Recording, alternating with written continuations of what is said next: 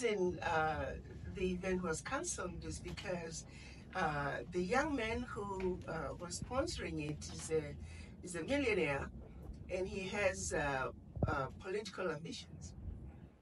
And I said, well, that's news to me. Greetings, good people. Ghana reportedly cancelled a major Pan-African event that lined up some of Africa's finest Pan-Africanists. And this happening at a time when Africa should be uniting the diaspora to celebrate the Pan-African ideals by our founding fathers, Dr. Kwame Nkrumah, African-American W. Du Bois. You really have to listen to this to understand the magnitude of what just happened in Ghana. Guys, this is a very sad day for Ghana and Pan-Africanists. We were expecting these great speakers to speak today, January 7th, and someone from higher up has cancelled this convention.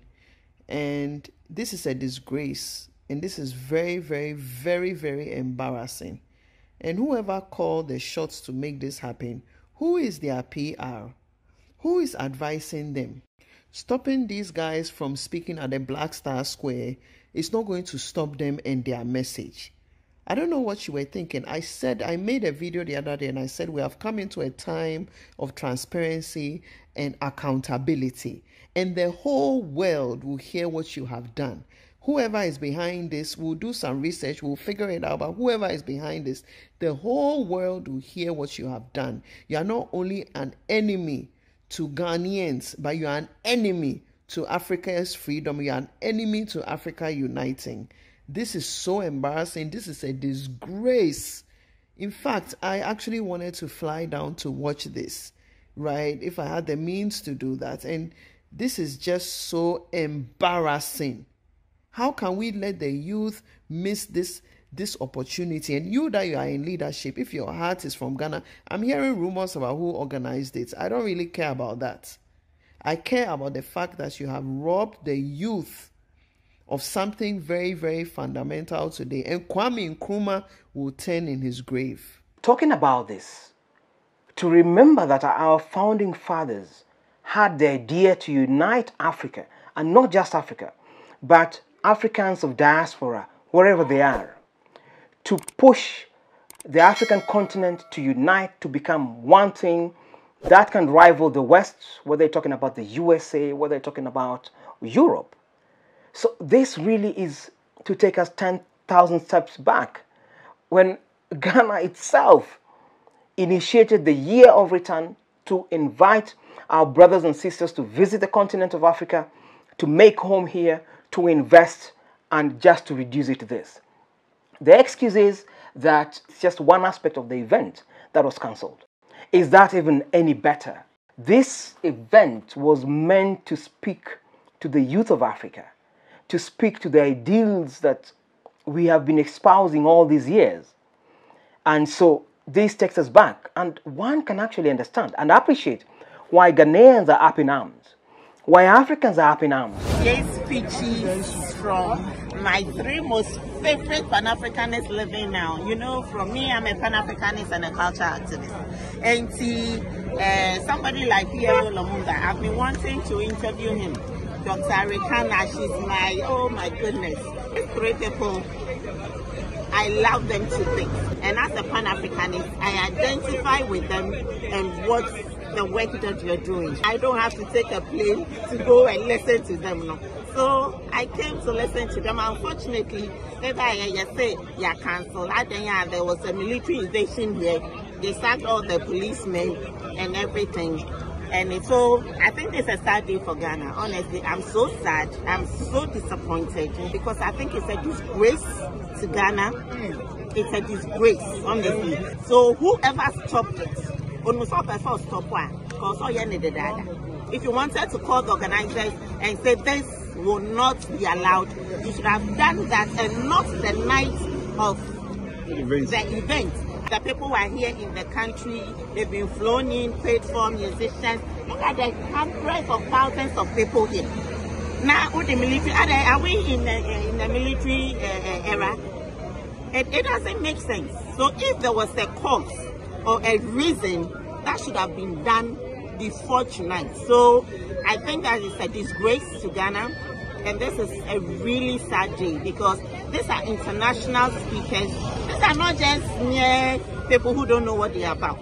So in terms of context, the leaders who are lining up this event are major speakers, major activists in terms of pushing the calls for Africans to unite, to make Africa a better place for Africans on the continent and Africans of diaspora. Dr. Rikana Shiombori, for example, is one of Africa's finest ambassadors who represented the Africa Union in New York. I bring you greetings from your 1.27 billion brothers and sisters on the continent and your 55 African heads of states. And has been very vocal, calling out France for the mess in Africa, calling out IMF and the World Bank for their double standards in terms of how they loan Western countries and how they loan African countries. And she's talked about the Bretton Woods institutions' agenda to continuously put Africa down, give them loans at impossible costs, which then impoverishes their nations. They introduced the structural adjustment programs way back in the 80s.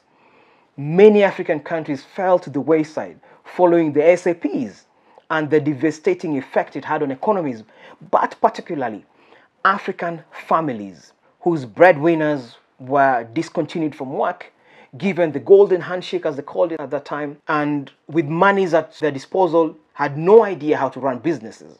Yet they were sent out there to try and make something out of their own lives. Then you've got Professor Pielo Lumumba, a Kenyan professor of law, pushing the agenda for Africans to unite, building Africa for Africa. You've got Julius Malema, a South African young man whose voice against the apartheid has been very resolute in pushing out the apartheid regime as a young man, an ANC supporter for many years, and now the leader of the EFF party in South Africa. Recently spoke against Kenya's own president for his failure to deliver on some of the promises that he made to the electorate.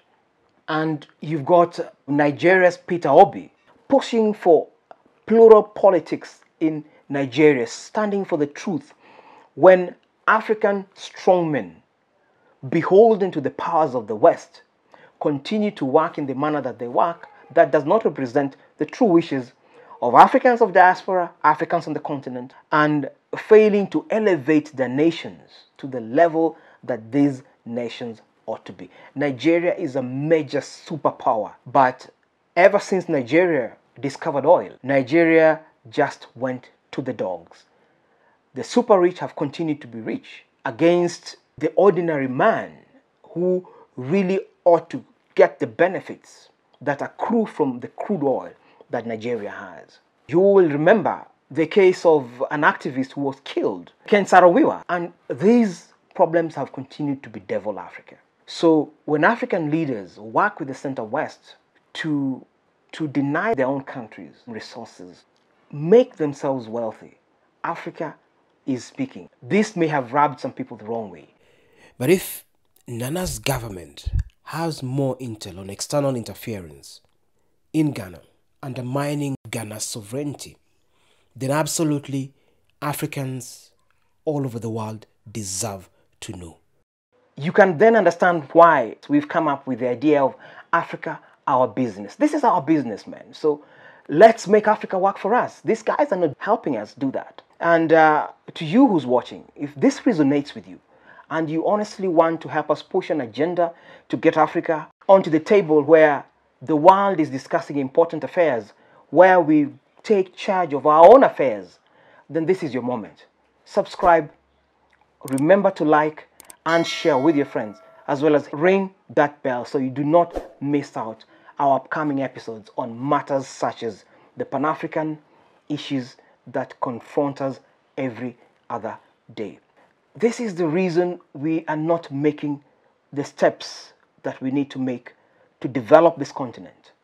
And these are the same leaders who carry on working in cahoots with the Center-West, who have a hold or a grip on our resources, whose plan, honestly, is to continue working for their own states, which is fine. Every country has a right as a state to look out for itself. But when will Africa look out for itself? When will Africa respect its children, respect its own voice? Africa has to be heard. Africa is our business, and we must continue making this our business. So my Ghanaian family, my African family, my diaspora family, wherever you are, let the world hear your voice. This is Africa's time. Thank you for watching this far. Remember to subscribe, share and like, and let's push this channel to 10,000 subscribers in the next few months. That's my dream, that's my desire. I hope you can help us build a tribe. And please do share in the comment section below what you truly feel about what Ghana just did. Is there more to the story that the government isn't telling us? Please share your thoughts. This is Africa, our business. Thank you for watching, and we'll see you again on the other videos. Peace and love. Salute.